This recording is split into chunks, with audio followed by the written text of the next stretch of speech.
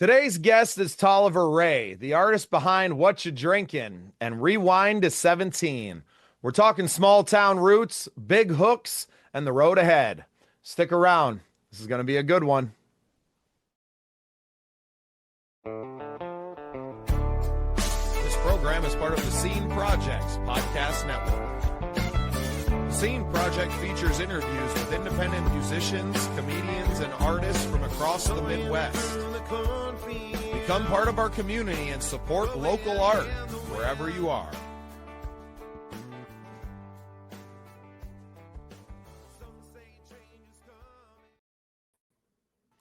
Well, welcome into another exciting episode of The Scene. I'm your host, Bubba Starts, and with me today is Toliver Ray. Welcome to the show, brother. Hey, I appreciate you having me, man. Yeah, well, and I know you're a busy guy. You said it's show day today, so you got a lot of stuff going on. I'm going to try to get you in and out of here. And but first, before we talk about all the things that you're doing now, I'd love to give you the floor and give us a little bit of your backstory. I got started in music in 2021. Never had any musical experience or anything like that, or even thought about doing it. But like every country story, something really tragic happens, or it puts you in a dark place, and then what you do is you write about it. So I started writing in a journal my thoughts, and then started turning into poems, and then it started turning into writing lyrics to beats you hear on YouTube, and then it turns into original music, and then it kind of just goes on from there. But then after that, I basically just didn't think it would take anywhere, or even thought about trying. But my mom, she told me I should pursue it. So after I recorded my first song that I was going to originally try and sell or try to get somebody to sing it, she recommended I'd release it myself. And about, what is it, 4 years later now? Yeah, 4 years, and here we are. That's incredible, man. Fresh to the game. Shout out to mom for the push to keep going. And yeah, love it. I always love when mom's the biggest fan and a big driver of pushing us young men to do something that maybe we wouldn't without that. Oh yeah, for sure. And yeah, she was definitely my best friend, and she was going to be my manager for sure. Incredible. So what would you kind of say is the sound that your stuff has? I haven't got a chance to listen to it yet, and we're going to have you back on someday to talk about the music and to hear it on our other show, Love Noise. But yeah. How would you describe it?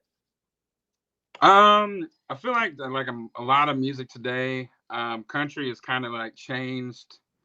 Actually, it's not even kind of changed. It's changed completely almost. But then you still have certain artists that still know what true country is. And I wouldn't say, and I will never claim that I'm true country, which is like Zach Top, even Kojo or George Strait, Alan Jackson, anything like that.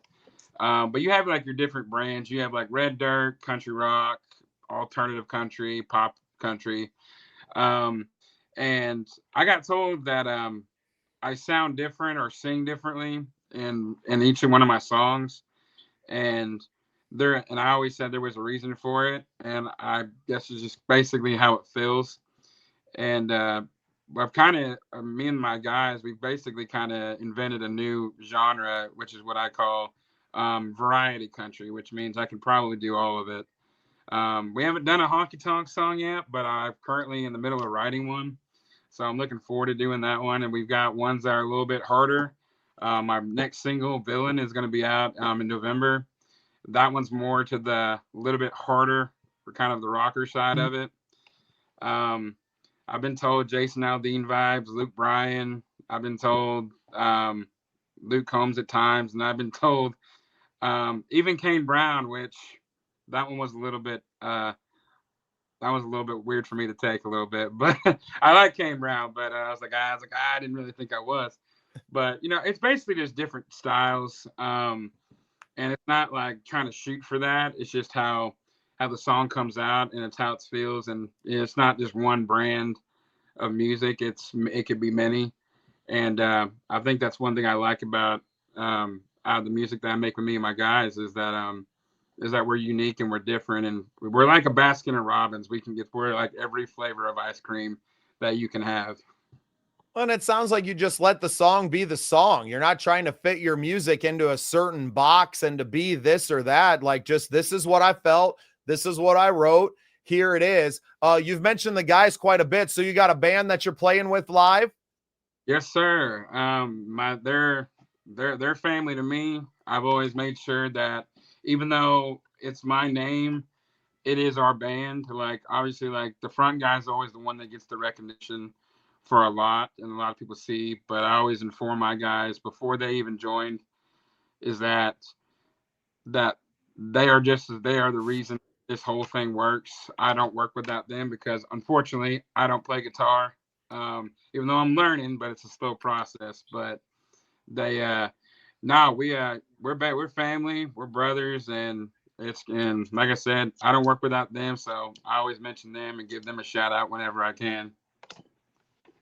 That's cool, man. I songwriter, guitar player myself, and I've always been, I was a busker, and before that, I was a campfire strummer.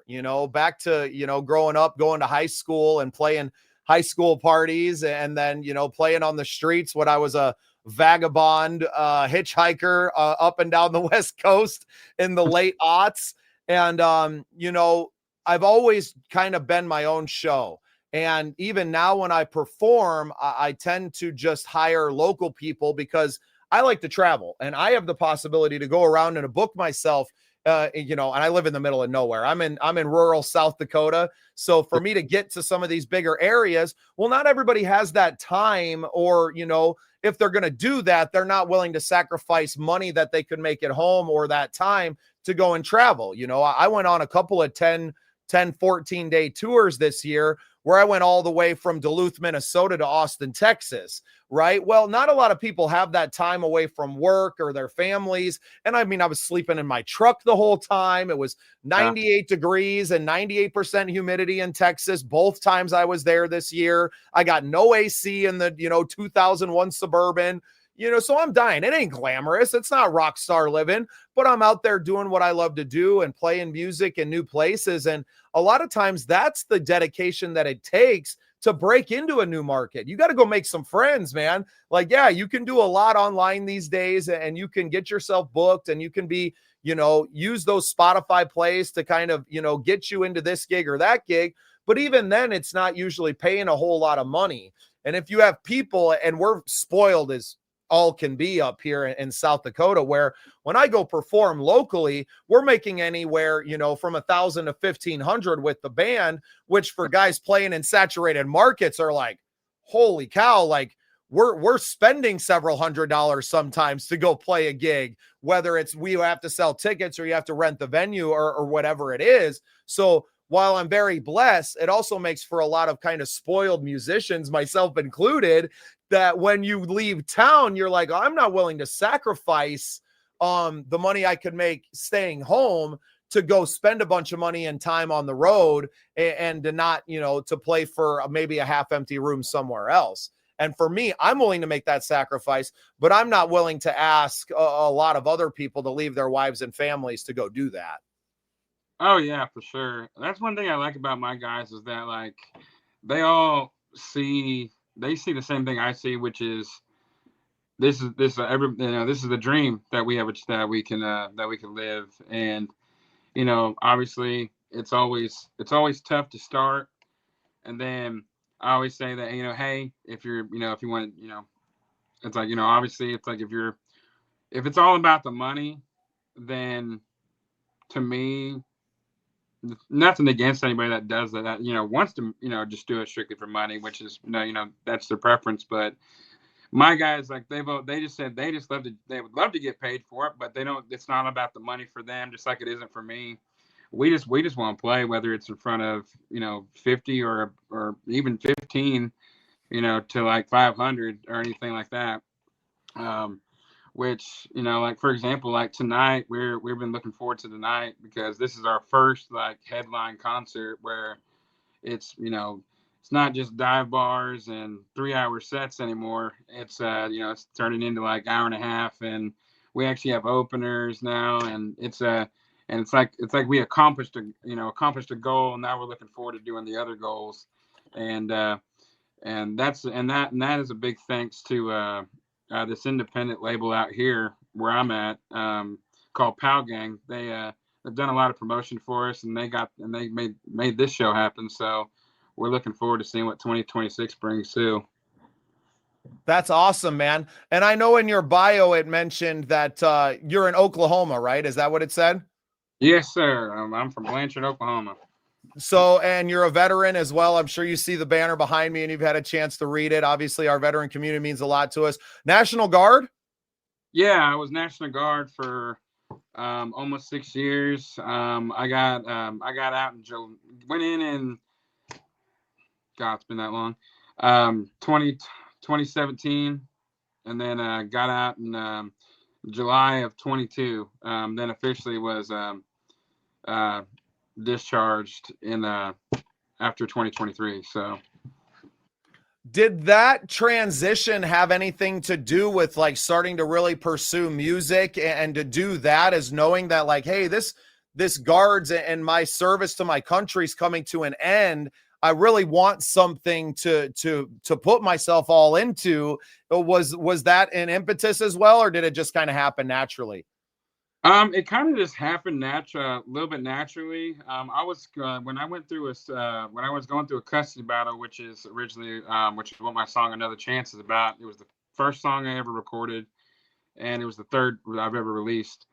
I was still in when I was going through that situation, and I don't know, it didn't exactly like kind of push me to do that, but I knew that before I joined, I wasn't going anywhere. Like most of us, it's either do that or go nowhere in life, whether it's, don't work and kind of be lazy and stick, lay around or jail.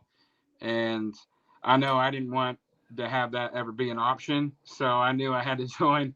And plus I have a lot of, on my dad's side of the family, all my grandpas and great uncles, they all served as well, so that was also a factor, and kind of joining that tradition of family that all served. And then I think being in the military kind of pushed to have me have motivation and to learn actually how to work hard to get to where I'm at now musically. So it does take factors from when I joined to what I take from that and then put it into music as well. I love it, man. And it seems like you're really invested in the work of it. And I think that's what we try to educate. We have an organization that we started called the Midwest Original Music Organization.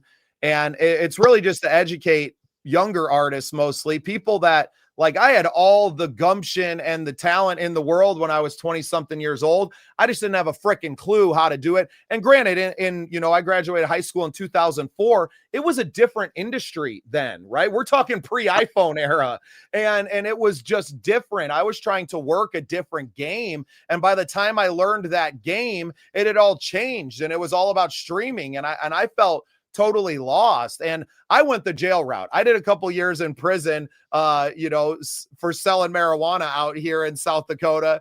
And getting out, it was obvious that, like, well, you're not going back to, like, for me, I thought I'm not going back to playing music and selling weed. That's not just that's just a part of it. So I learned how to weld, but like, something that kind of hit me while I was in prison was that I had a little guitar that I, had on loan or somebody had given me, and playing that and seeing how it affected the people around me. And they're like, hey man, can you play that song? And I remember a couple of times, jamming in the barracks, and, there's 20 guys surrounding me till the guards kind of break it up, get out of here. But I put on a concert right there in the prison, and it was like, oh, this still means something. And this is something that I still want to do, and it means something not just to me but to other people. So I really, when I got out, it was about, well, how does the music scene even look now? Like, I've been out of it for 4 or 5 years.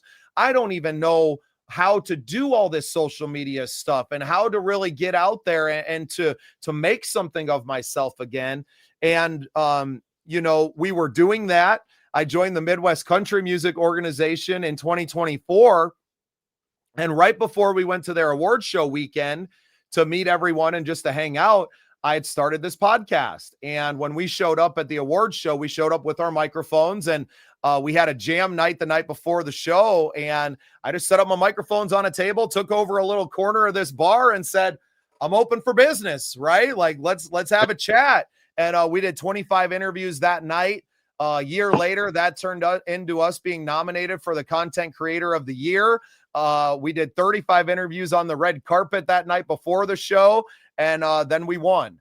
And now we've got to go around for the last 6 months and to be the, hi, I'm Bubba Starts. I have an award-winning podcast, and to watch the doors that now opens. And it's just been an incredible ride since then, man. So yeah, I love the motivation that you have to do it. It's been a lot of work, man. I don't do anything but this. This is what I think about from the time I wake up till the time I go to sleep at night, and building this platform for independent artists, but also hopefully building a legacy that moves on well beyond my lifetime, and that we have something that artists can continue to lean on. I say that we kind of want to be, MTV, Rolling Stone, and Live Nation kind of all into one. We want to be able to do it all, not just have a podcast, but to have publications that we now work with. We have an internet radio station that we've started. So to be a full sale, artist, not necessarily representation, but a place that artists can come into, and a family they can join, a community they can be a part of that will advance their careers at whatever level you're at. Now we have a TV deal with True TV Plus, where our episodes are on, Roku and Apple TV and Amazon Fire. And now we can offer that to artists to say, hey, you come on here and, give us some of your time. It could turn into this for you. And I think that it's just been really cool and this is really within the last month that the radio and TV stuff has happened, but it's been an incredible run for us, and we can't wait to see where it goes from here. Oh yeah, for sure. I didn't even know it was on the True TV app. I'm gonna have to go watch it now. Heck yeah, download that thing, help us out, watch all the content over there. We have an episode up with our good friend Samantha Grimes, who's being considered for Grammy nomination now. And a year ago, that wasn't even on the table for her. And it's not because of us, it's because of her. But if she goes out and gets nominated and freaking wins, well, you bet your butt that I'm going to freaking have Grammy winning artist on our show on the resume, right? And it's built an incredible community. And where I've been through my own custody battles, man. I still do. My son's 13 and it's still a mess. So I feel you on that tip, that it destroyed me. I didn't turn to music then. I turned to drugs and bad decisions. And I really left music completely alone for that 2 to 3 years. And not necessarily because of prison did I find music again. It was really in the year I was living in Mexico on the run that music became a part of my life again, because it was feeding my family. I was going down to the square in the little town we were in. I mean, and not little, it was like 80, 90,000 people, but I was playing my guitar for pesos and it was feeding my family, so it reignited that love that I have for music. And now it's the love of meeting other artists and supporting them on their journey, wherever they may be at. I've interviewed Rock and Roll Hall of Famers on this show, or somebody that's just starting out, and to be able to help people along that journey. That's my passion now. And if my own music career gets to achieve some semblance of, success, I've already been successful, man. I've gotten to play some really cool stuff and to do a lot of cool things in my life. And it's all thanks to music. So I can't complain. Oh yeah, for sure, man. Yeah, definitely done a good job. I appreciate that, man. Well, it's easy when I got guys like you that come on the show and want to share their story with us. Toliver, why don't you tell everybody where they can find you, and I'll let you get out of here and start preparing for the big show tonight. So everybody can find me on all my social medias, at Toliver Ray Music on TikTok, Instagram, Facebook. You can somehow find my Snapchat. I leave the Snapchat up to as an adventure. If you can find me, then I'll add you. We post got updates on new music coming up. Like I said earlier, my new single Villain is coming out. I'm really looking forward to that one, so everybody can keep tabs on that. Like I said, Toliver Ray Music on all social media, and all the music's on all platforms, so looking forward to seeing what it all brings. Well, Toliver, I appreciate your time today on a gig day, no less. Have a great time at the show tonight. It seems like it's a big one for you all. And thank you for being part of the scene. Yeah, I appreciate you having me. Thank you.